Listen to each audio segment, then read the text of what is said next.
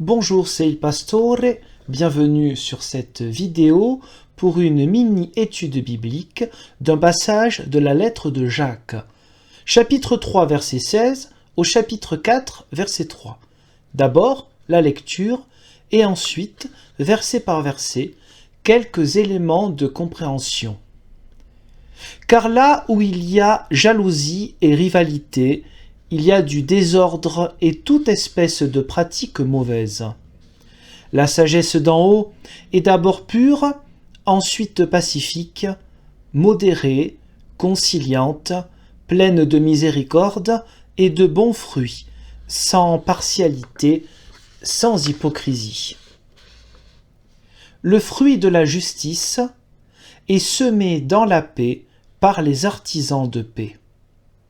D'où viennent les luttes et d'où viennent les querelles parmi vous, sinon de vos passions qui guerroient dans vos membres?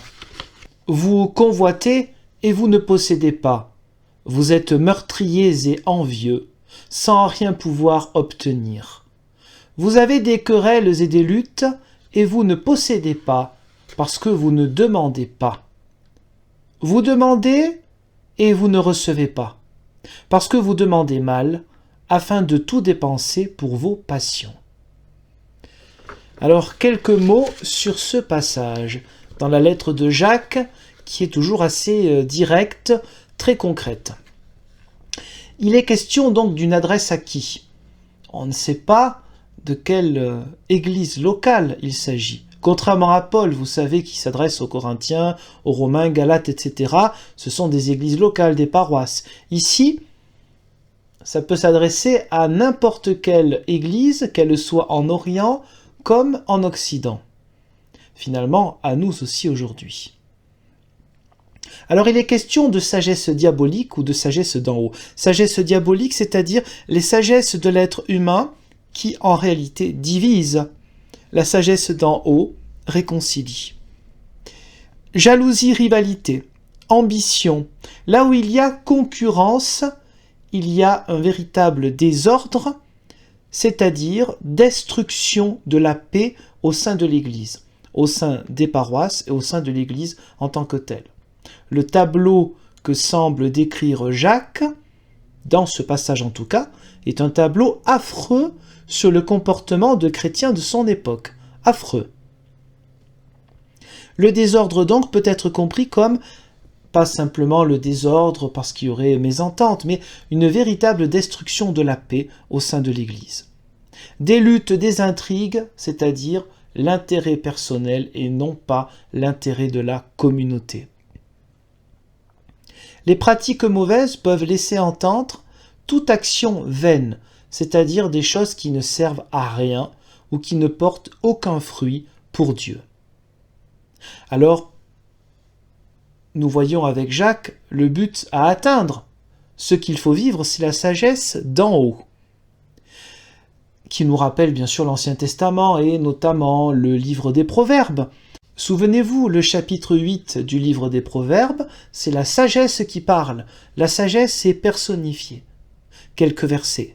L'Éternel me possédait au commencement de son activité, avant ses œuvres les plus anciennes. J'ai été établi depuis l'éternité, dès le commencement, avant l'origine de la terre. Donc la sagesse est un thème qui va intéresser particulièrement les chrétiens qui sont dans la diaspora, les judéo-chrétiens qui ne vivent pas à Jérusalem, mais soit en Syrie, au nord de l'Afrique, ou en Grèce, à Rome, l'Asie mineure qui s'appelle aujourd'hui la Turquie, etc. La question de la sagesse, bien sûr, correspondait plus à leur culture. Questionnement de sagesse. Donc elle est d'abord pure. La pureté, on peut penser à la pureté dans l'Ancien Testament, la pureté cultuelle qui est de toute façon toujours en lien avec la justice. C'est-à-dire que ce n'est pas simplement du rituel, mais le plus important est de savoir comment est-ce que l'on considère les autres, et notamment ceux qui sont plus pauvres. Une sagesse pacifique, littéralement remplie de la paix. Évidemment, c'est le contraire de la sagesse terrestre de la division. Une sagesse douce, on pourrait traduire aussi indulgente, compréhensive. contrairement à l'intransigeance de certaines sagesses humaines, la sagesse des opinions qui comptent plus que le dialogue. Il y a aussi quelques mots qui sont utilisés dans ces passages qui sont ce qu'on appelle des apax, c'est-à-dire des mots en grec qui sont utilisés simplement une seule fois dans tout le Nouveau Testament. Le mot qui suit, que l'on peut traduire par docile, une sagesse d'en haut qui serait docile, ou ouverte au raisonnement et donc au changement d'opinion. Voilà, la sagesse d'en haut, ce n'est pas bien sûr d'être une girouette, mais d'avoir les possibilités d'utiliser notre réflexion pour éventuellement changer d'opinion. En tout cas, il y a une ouverture d'esprit. Et enfin, rempli de miséricorde. Donc là, bien sûr, on atteint la perfection qui est le lien donc de la misère qui va au cœur. Miséricorde en latin, la misère des autres atteint, touche notre cœur, comme cela était pour Jésus le Christ. Rappelons aussi que la question de la miséricorde, qui est une expérience pratique et non pas un concept, est en lien dans la lettre de Jacques avec la question de la pauvreté notamment. Rappelons-nous au premier chapitre, le verset 27, « La religion pure et sans tache, devant Dieu le Père, consiste à visiter les orphelins et les veuves dans leurs afflictions, et à se garder des souillures du monde. » Dans ce verset, le verset 17, il est question des œuvres mauvaises. Il est question aussi de porter de bons fruits, ce qui va à l'encontre du verset précédent, le verset 16, où il était question, vous savez, d'œuvres viles, d'œuvres vaines, ce qui ne porte pas de bons fruits pour Dieu. Oui, car ce sont les œuvres qui révèlent la foi, notre foi en action. Cela fait partie des thèmes très importants de la lettre de Jacques. On n'est pas sauvé par les œuvres, mais les œuvres nous apportent la preuve de cette foi qui sauve. La foi en action, on est sauvé pour les œuvres, pour faire le bien. N'oublions pas aussi qu'il y a une fausse contradiction entre Paul et Jacques, lorsque Jacques écrit à certains moments qu'on n'est pas sauvé par la foi mais par les œuvres, c'est plutôt pour les œuvres déjà, et on n'est pas sauvé par une foi qui serait simplement doctrinale ou dogmatique. Alors que Paul dit qu'on est sauvé par la foi, mais pas la foi doctrinale, qui consiste simplement à dire « je crois en Dieu », mais une foi qui bouleverse notre vie, une foi en action. Donc il n'y a pas de contradiction entre Paul et Jacques. Je reprends. Encore un apax, un mot que l'on ne trouve que une fois dans le Nouveau Testament. C'est un mot qui se traduit par « sans double langage », sans partage. Nous avons entendu tout à l'heure, sans partialité, être partial, avoir un esprit de parti est condamné aussi chez Paul. Il y a beaucoup de correspondances, contrairement à ce qu'on pense souvent, entre Jacques et Paul. Donc sans partialité, sans partage, c'est-à-dire que l'on ne va pas avoir une parole ou une action différente selon les gens. Il s'agit d'être entier. Et bien sûr, sans hypocrisie, littéralement non hypocrite, c'est-à-dire sans porter un masque qui est une forme de mensonge. Alors le fruit de la justice, verset 18 du chapitre 3 de Jacques, est semé dans la paix par les artisans de paix. On se souvient dans le livre des Proverbes, chapitre 11, verset 30, le fruit du juste est un arbre de vie. Le fruit du juste est un arbre de vie. La question de semer, c'est-à-dire qu'il s'agit du long terme. Ce n'est pas simplement une fois. La paix doit être au cœur de la vie du chrétien pour pouvoir semer la paix. Et cette paix produit quoi? La justice selon le regard de Dieu. Amos, chapitre 6, verset 12. « Est-ce que les chevaux courent sur la rocaille? Est-ce qu'on y laboure avec des bœufs? Pour que vous ayez changé le droit en poison et le fruit de la justice en absinthe. » Donc le fruit de la justice, c'est un terme, une expression plutôt, qui est ancrée dans l'Ancien Testament, ancrée chez les prophètes, et on sait que la lettre de Jacques fait beaucoup penser aux prophètes, notamment pour la question de la justice, on pourrait dire aussi la justice sociale. Les artisans de paix nous rappellent évidemment le message de Jésus lui-même, heureux les artisans, heureux les acteurs, ceux qui font la paix chaque jour. Dans Matthieu, chapitre 5 au verset 9, vous savez ce passage que l'on appelle les béatitudes. Verset 1 du chapitre 4. D'où viennent les luttes et d'où viennent les querelles parmi vous, sinon de vos passions qui guerroient dans vos membres? C'est un peu comme si Jacques leur disait, qu'est-ce qui motive ces luttes, ces révoltes parmi vous? Vous êtes dans une situation véritablement païenne. Votre comportement n'a rien d'un comportement chrétien. Rendez-vous compte de ces accusations terribles sur des chrétiens de cette époque-là, c'est-à-dire dès le 1er siècle. Cela peut nous rappeler aussi l'exhortation de Paul aux Corinthiens. Premier chapitre de la première lettre aux Corinthiens, versets 10 et 11. « Je vous exhorte, frères, par le nom de notre Seigneur Jésus-Christ, tenez tous le même langage, qu'il n'y ait pas de division parmi vous, mais soyez en plein accord dans la même pensée et dans la même opinion.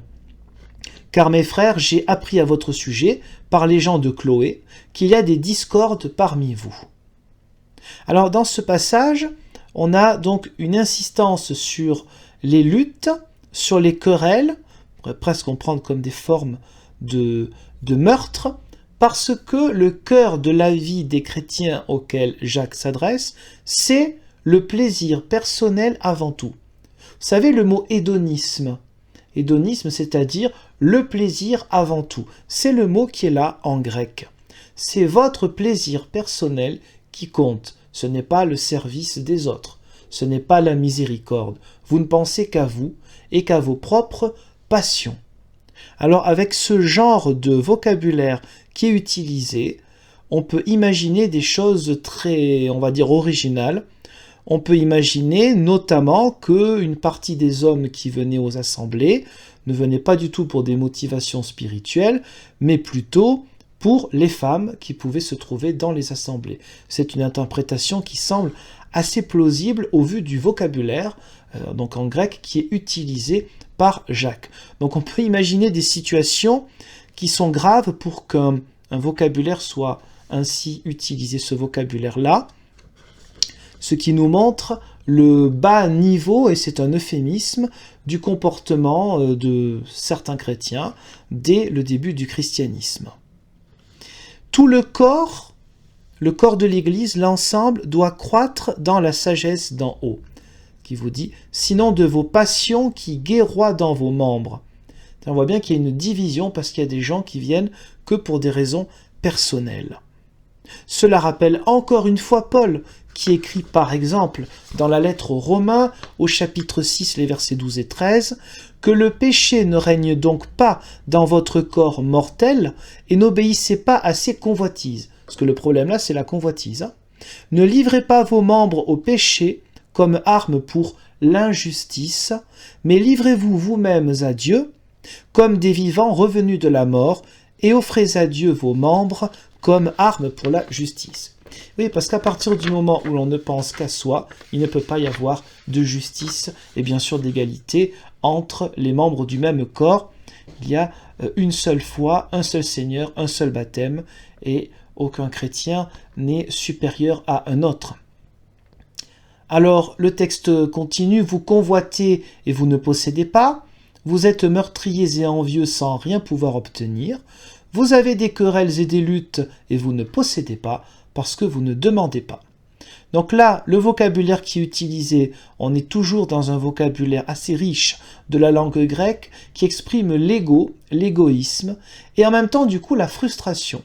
Et là, voyez combien ce genre de vocabulaire serait très actuel, 20e et 21e siècle, sur la question du consumérisme. La convoitise, c'est le consumérisme.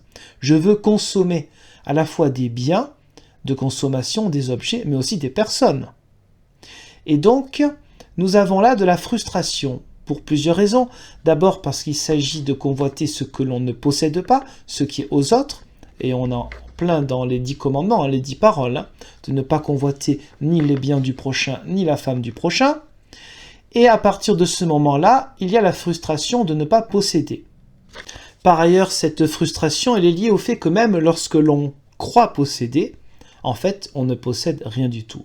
Parce que le cœur du problème n'est pas dans la possession, le cœur du problème, c'est dans la maîtrise. Posséder pour croire que l'on maîtrise. On a du poids, on a un impact sur notre vie. Alors qu'en fait, on ne maîtrise pas grand-chose. Le sens même de la foi, c'est d'accepter la part de l'inconnu de Dieu, la part de l'inconnu des autres, la part de l'inconnu de l'avenir. La non-maîtrise, la non-possession est un signe de la gratuité, de la grâce de Dieu vécue concrètement chaque jour. Donc chercher constamment à posséder n'est pas un excellent signe, c'est le moins qu'on puisse dire, de la foi. Encore une fois, il ne s'agit pas de tomber dans un extrême, ou de dire, voilà, il ne faut rien posséder et vivre comme des ermites. Il y a des chrétiens qui peuvent vivre comme ça, très bien. Ça peut être aussi un beau témoignage de foi, mais ce n'est pas non plus un témoignage forcé pour chaque chrétien. Pas tomber non plus dans un extrême. Donc il s'agit là d'une frustration, car posséder, mais qu'est-ce qu'on possède vraiment?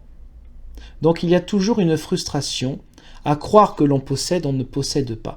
Alors du coup, cette frustration, elle va engendrer quoi? Bien sûr de la violence. Vous êtes meurtrier et envieux.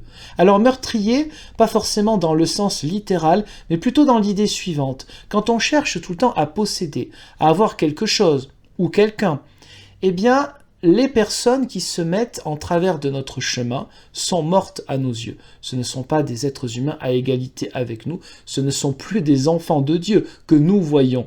Nous ne voyons que des obstacles, des personnes qui doivent être utilisées et non pas des êtres humains comme nous. Peut-être parce que nous ne nous voyons plus nous-mêmes comme une image de Dieu, à force d'être soi-même son propre Dieu. Illusion, colère, violence, division.